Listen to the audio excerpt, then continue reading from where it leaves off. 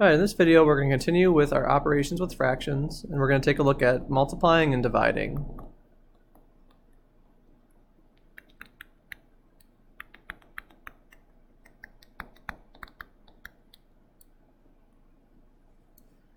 So make sure you put today's date in the upper corner of your notes.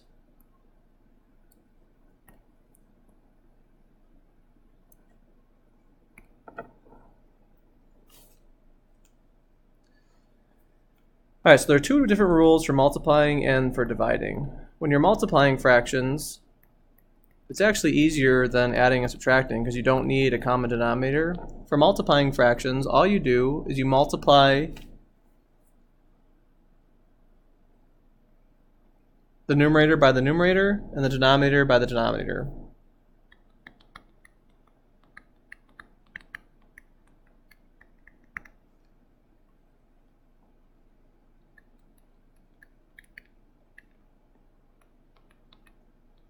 Remember, the numerator is the top number.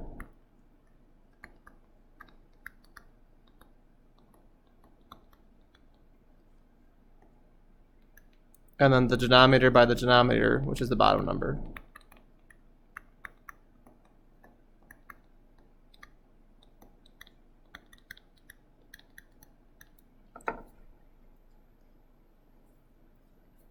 So if I gave you an example like 1/2 times 2/4,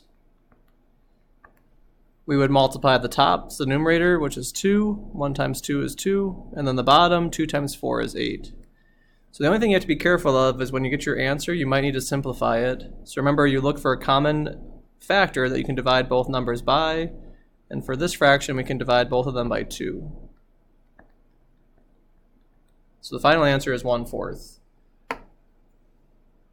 So again, when you're multiplying, you take the numerator times numerator, denominator times denominator.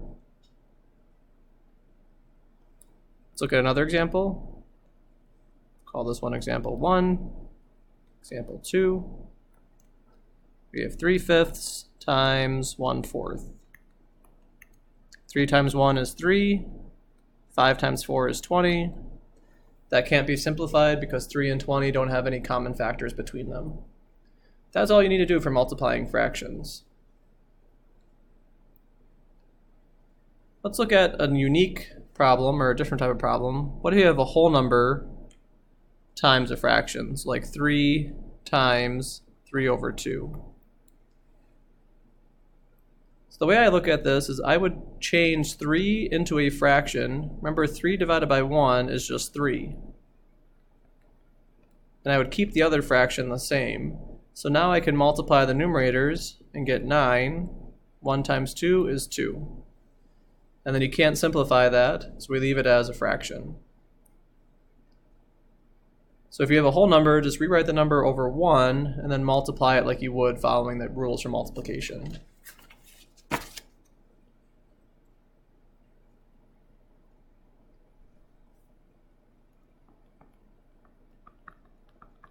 Finally, for dividing fractions, there's just one extra step in dividing fractions, but then it's essentially just like multiplying fractions. So when you're dividing fractions, you flip the second fraction in the problem, and then you multiply.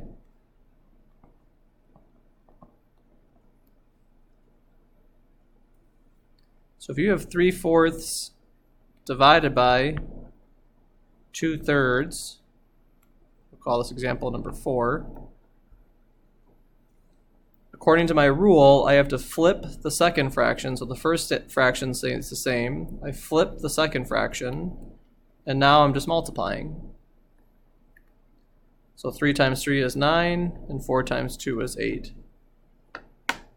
So multiplying and dividing fractions are a lot easier than adding, subtracting, because you don't need common denominators. You just have to watch out for simplifying fractions and then following the appropriate rules when you're dealing with dividing.